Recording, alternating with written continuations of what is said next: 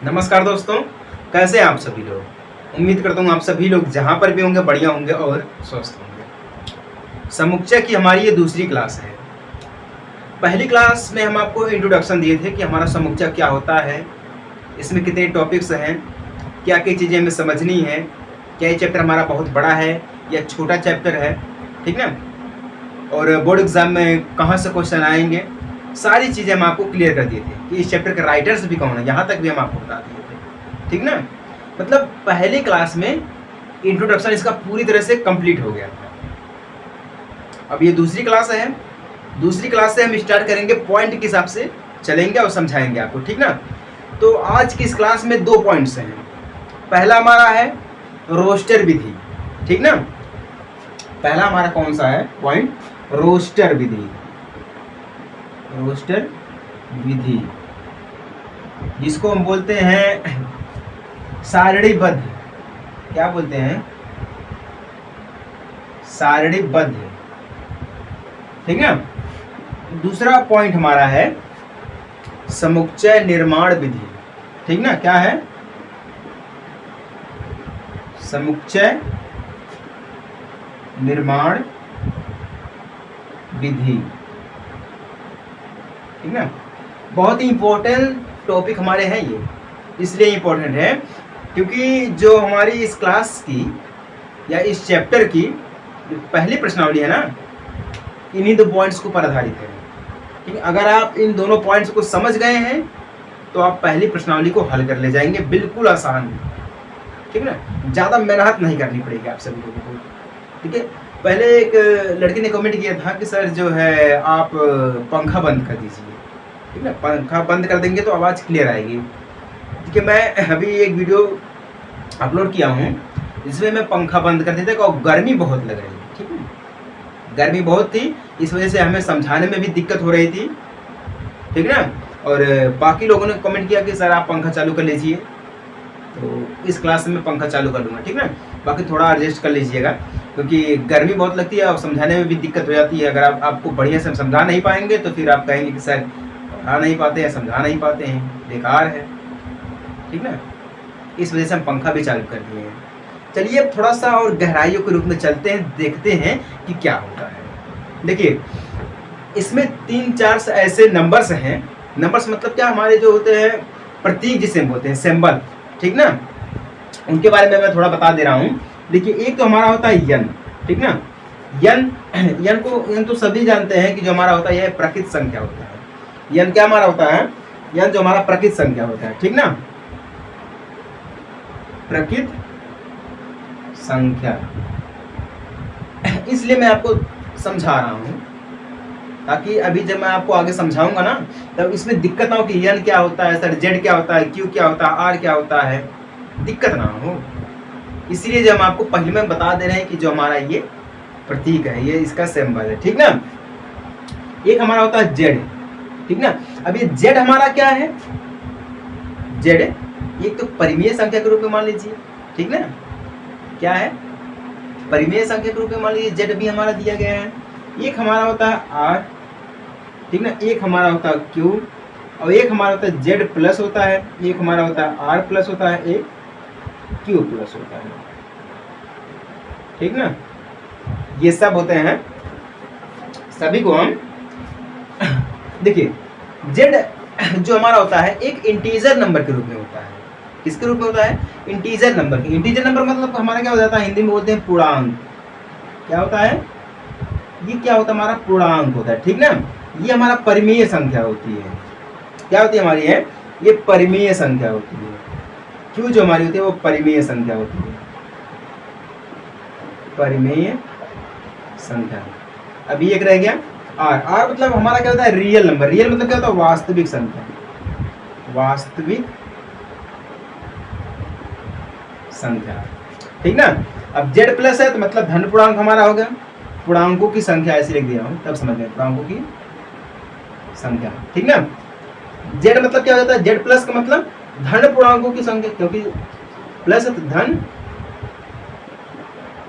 पूर्णांकों की संख्या, ठीक ना।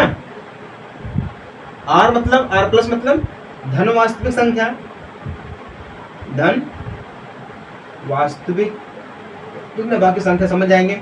क्यू प्लस का मतलब क्या होता है? धन परिमेय संख्या। क्या होता है? धन परिमेय संख्या, परिमेय संख्या, ठीक ना, समझ जाएंगे। अब देखिए एन का मतलब होता है प्रकृत संख्या, आर का मतलब होता है वास्तविक संख्या, क्यू का मतलब होता है परिमेय संख्या, और जेड प्लस का मतलब होता है धन पूर्णांक संख्या, आर प्लस का मतलब धन वास्तविक संख्या, क्यू प्लस का मतलब धन परिमेय संख्या, और जेड का मतलब पूर्णांक संख्या तो होता है, सभी को पता है। यहाँ तक क्लियर हो गया ना? किसी को कोई दिक्कत नहीं है, क्योंकि देखिए आगे अभी जब आगे चलेंगे तो इन सभी की जरूरत पड़ेगी वहां पर, ठीक ना, इन सभी की जरूरत पड़ेगी, इसीलिए हम आपको पहले में समझा रहे हैं, नहीं तो आप आगे चलेंगे तो कहेंगे सर जी ये क्या है, ये कौन सी संख्या है, आप समझा ही नहीं पा रहे हैं कौन सी संख्या है, इसका क्या मतलब होता है, इसको हिंदी में क्या बोलते हैं, इंग्लिश में क्या बोलते हैं, है कि नहीं है?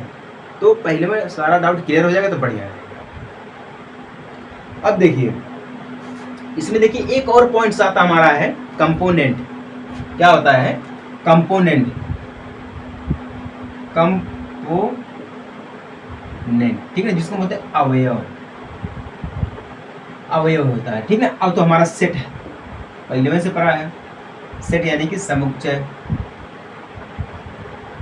देखिए यहाँ पे कंपोनेंट और सेट एक कॉम्बिनेशन के रूप में देखा जाता है। कैसे? देखिए अगर मान लीजिए आपके पास एक ए, स्मॉल ए, क्या हमारा है, एक सेट है, ठीक ना, इसका जो कंपोनेंट होगा, ए का जो कंपोनेंट होगा वो स्मॉल ए में होगा, ठीक ना, क्या होगा, स्मॉल ए में होगा। अब ये देखिए जो ए हमारा स्मॉल दिया गया है, ठीक है ना, ये जो स्मॉल ए है ये कंपोनेंट है, यानी कि एक अवयव है, किसका अवयव है, सेट का। सेट यानी समुच्चय, समुच्चय मतलब क्या होता है, संग्रह। कोई चीज, मान लीजिए एग्जांपल के तौर पे 10 धन पूर्णांक संख्या हमारे पास थी, 10 जो है धन पूर्णांक संख्या, 10 का मतलब 1 2 3 ऐसे करके 4 5, ठीक ना, ऐसे करके 10 तक हमारे दिए गए हैं, क्या ये धन पूर्णांक संख्या दिए गए, ठीक ना। तो ये हमारा क्या है, एक धन पूर्णांक संख्याओं का संग्रह यानी कि समुच्चय। क्या है?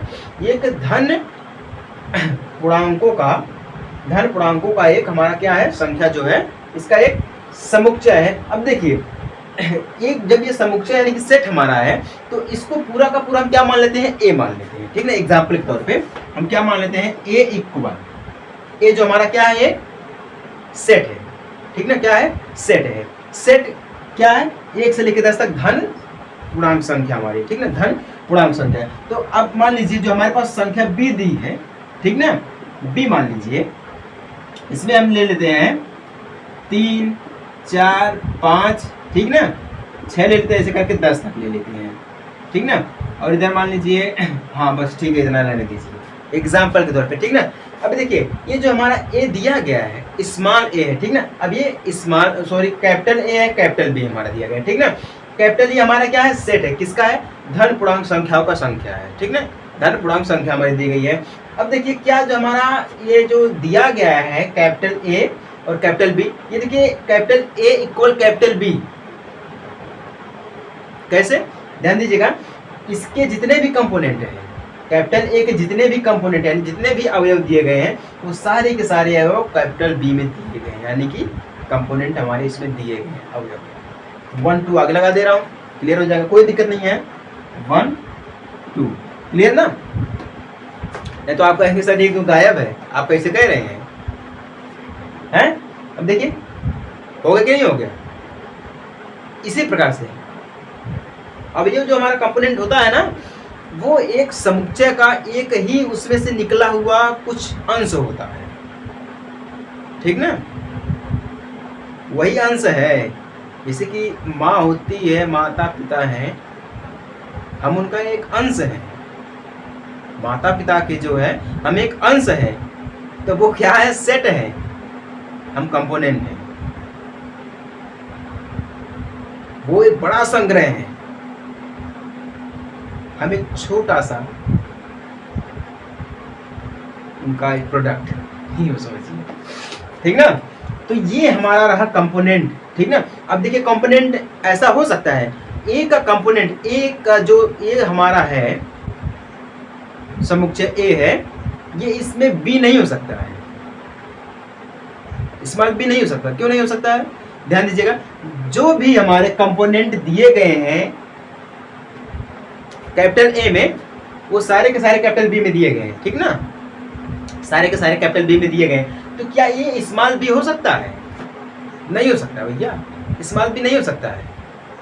सीधे सीधे कहने का मतलब ये है कि जो हमारा समुच्चय ए के अवयव स्मॉल ए में रहेंगे, या स्मॉल ए जो है वो यूँ समझ लीजिए, जो स्मॉल ए है वो कैपिटल ए का एक अवयव है, यूँ समझिए। मतलब ये हमारा क्या है, फिंगर्स क्या हमारा है, कैपिटल ए है, ठीक ना, ये क्या है, स्मॉल ए है, इसका है, बस बात खत्म। समझ में आई ना, इसका है स्मॉल ए कैपिटल ए, हाथ में ले लिया, ये इसका मार्कर हो गया, बस बात खत्म। यही है हमारा अवयव कंपोनेंट, ठीक ना।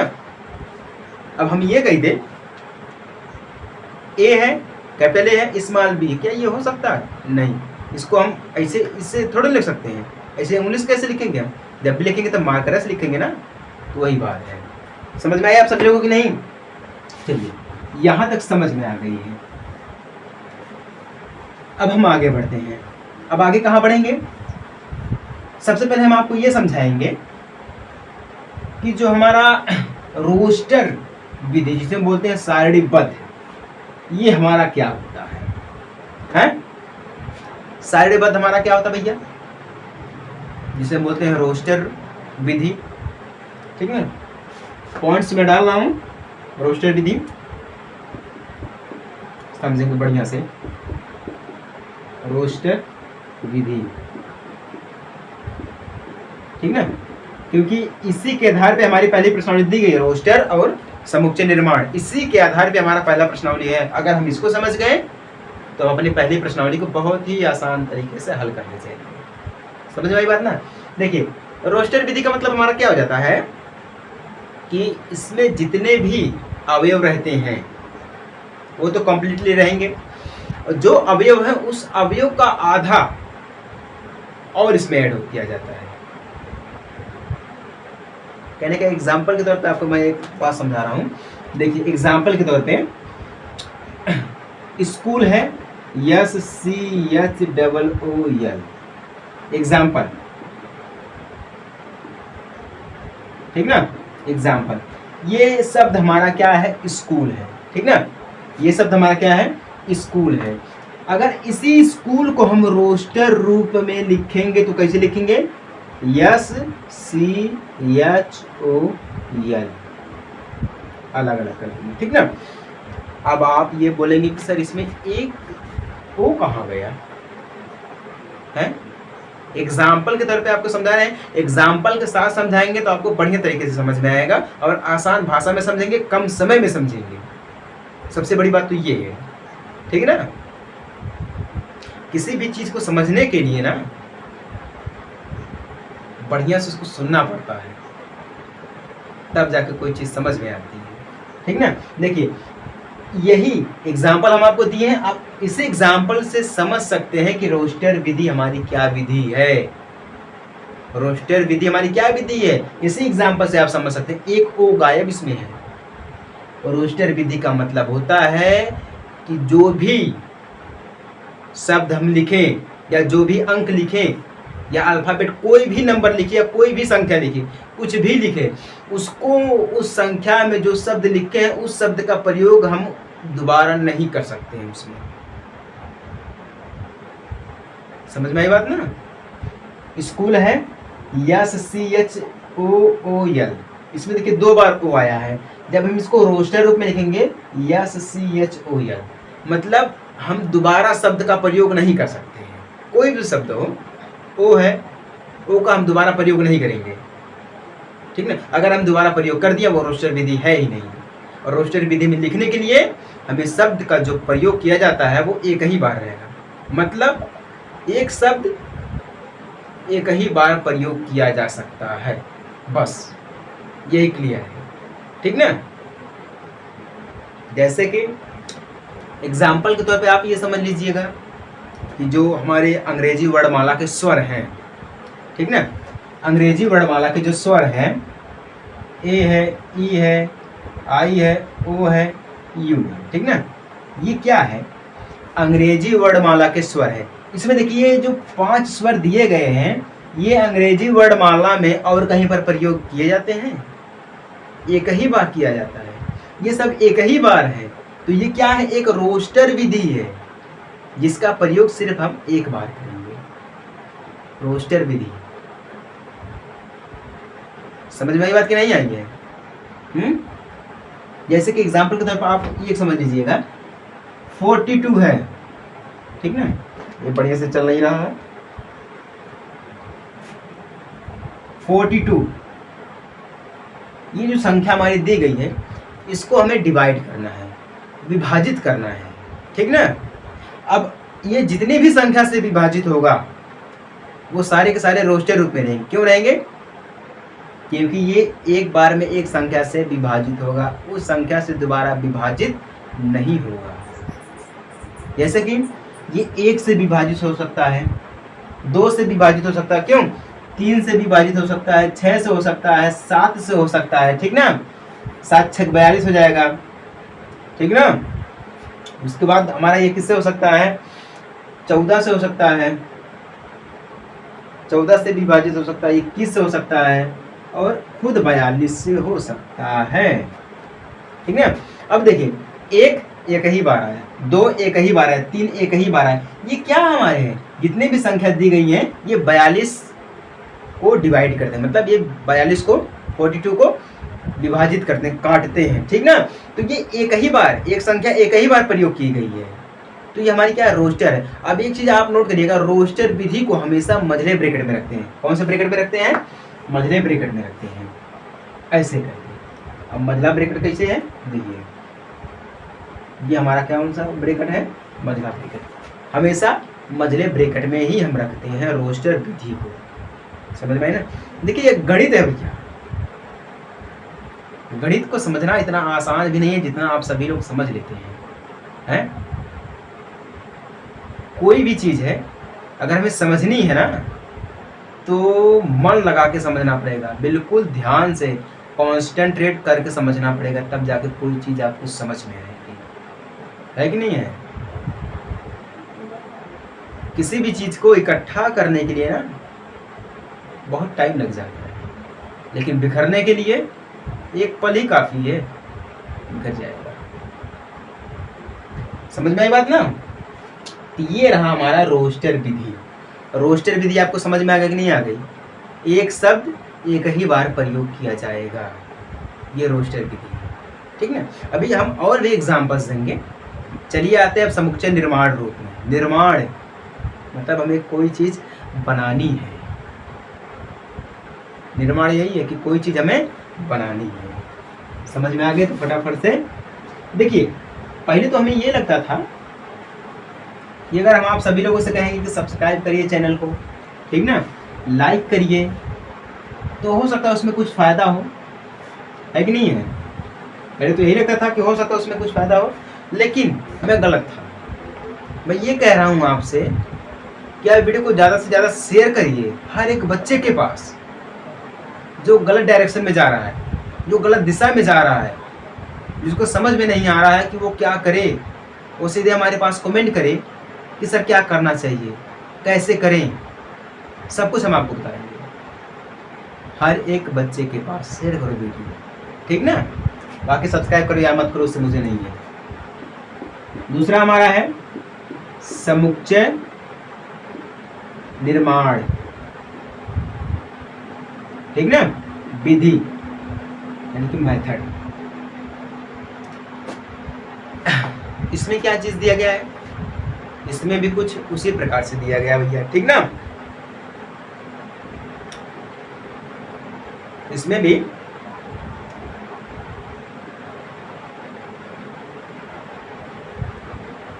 कुछ उसी प्रकार से दिया गया था।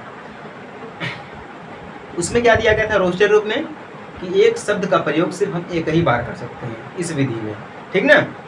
लेकिन समुच्चय निर्माण विधि में ये कहता है कि इसके जितने भी गुणधर्म हैं जितने भी अवयव हैं वो सारे के सारे सर्वनिष्ठ हैं।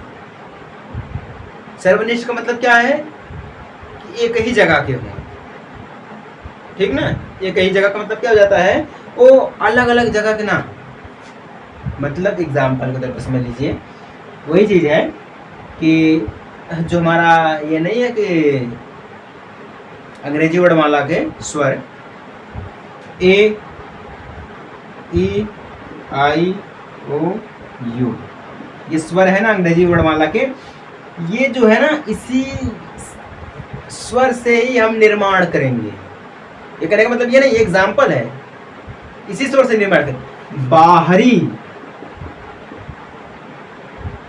कोई नहीं आएगा।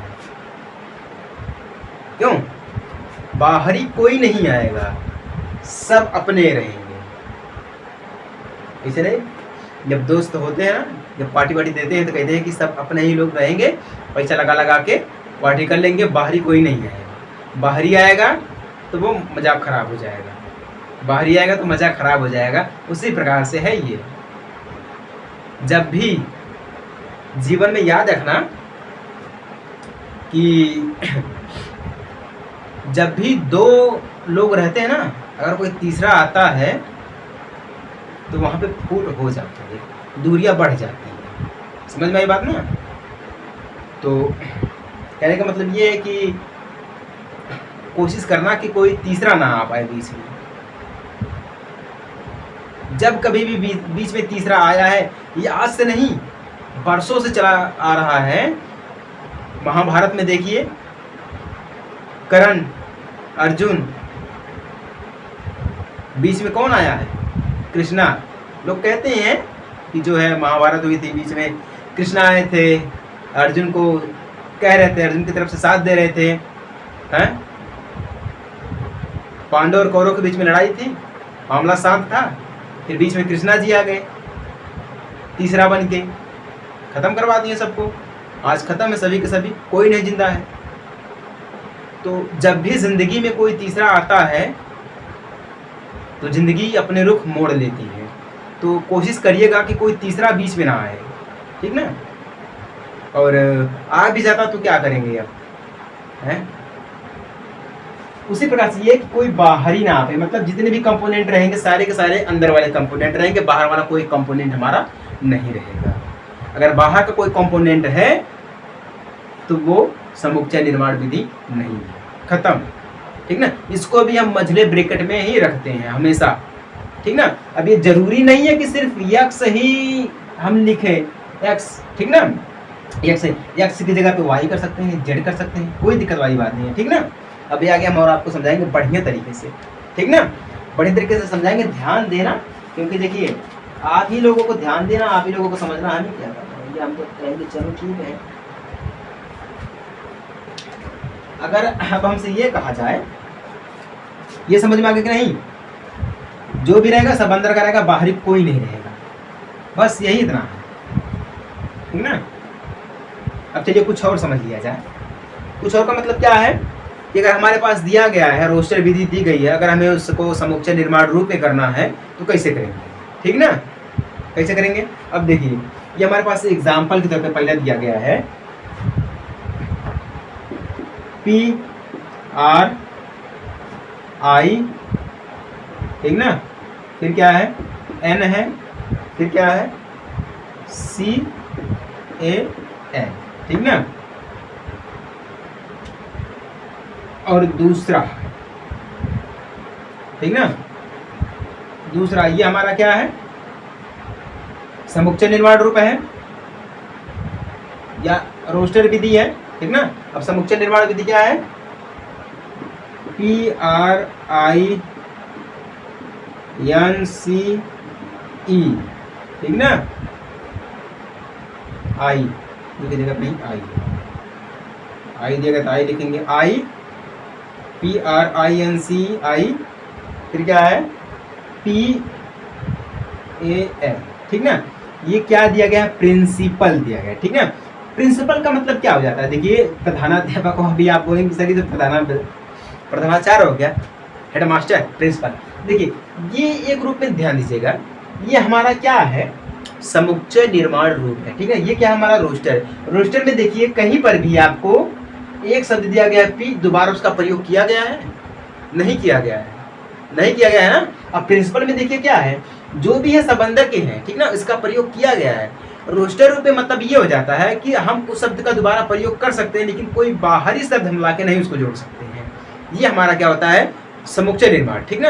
अब रोस्टर हमारा क्या होता है कि एक शब्द का प्रयोग सिर्फ हम एक ही बार कर सकते हैं, बाहर से हम कोई शब्द लाके जोड़ भी सकते हैं, इसमें कोई दिक्कत नहीं। ठीक ना, ये हमारा क्या है, रोस्टर है। इसमें देखिए एक शब्द एक ही बार प्रयोग किया गया है, रोस्टर। अब ये देखिए प्रिंसिपल हमारा दिया गया है, इस शब्द का हम 2 बार प्रयोग किए हैं। ठीक ना, जैसे पी है, पी यहाँ पर भी दिया गया। ठीक ना, आर है, आर एक ही बार है, आई है, आई दिया गया। ठीक है, एन है एक ही बार, सी है एक ही बार है, ए है एक ही बार, एन है। ठीक ना, हम इसको लिखेंगे रोस्टर। ठीक ना। अब ये हमारा क्या दिया गया है, समुच्चय निर्माण। ठीक ना, समुच्चय निर्माण। अब समझ में आया कि नहीं आया? यही हमारा होता है समुच्चय निर्माण। इसी के आधार पे बस इतना आपको समझाना था, इतना लंबा वीडियो बन गया। अगर मैं चाहता तो आपको 2-3 मिनट में ही समझा देता कि समुच्चय निर्माण हमारा क्या है और रोस्टर हमारा क्या है, लेकिन मैं कहा चलो कोई बात नहीं है भैया, बिल्कुल विस्तार से समझेंगे, आराम से समझेंगे, कोई जल्दबाजी नहीं है ना। तो उम्मीद करता हूँ आपको जरूर समझ में आया होगा रोस्टर विधि और समुच्चय निर्माण विधि। समझ में आ गया तो फटाफट से चैनल को सब्सक्राइब कर लीजिएगा। वैसे तो कर लेंगे तो बढ़िया रहेगा, नहीं करेंगे तो कोई दिक्कत वाली बात नहीं है। लेकिन हाँ, अगर समझ में आएगा तो जरूर कमेंट करिएगा, अगर नहीं समझ में आएगा तो फिर भी कमेंट करिएगा। और जो मैं कह रहा था कि जिस किसी को समझ में ना आए ना, उनको लगता है कि मैं गलत डायरेक्शन में जा रहा हूँ या समझ में नहीं आ रहा है, इस क्लास के बाद कौन सी क्लास अटेंड करूँ, या ये तो हमारा कंप्लीट हो गया है, इसके बाद क्या करूँ मैं, तो वो हमसे सीधे कमेंट कर सकते हैं कि सर आप बताइए। उनके लिए मैं हमेशा 24 घंटा अवेलेबल रहता हूँ। ठीक ना। चलिए, उम्मीद करता हूँ समझ में आ गया होगा। समझ में आ गया तो बढ़िया है। और चलिए मिलते हैं आपसे हम अगले वीडियो में अगले प्रश्नावली के साथ। तब तक के लिए छोटे से ब्रेक के बाद जय हिंद, वंदे मातरम।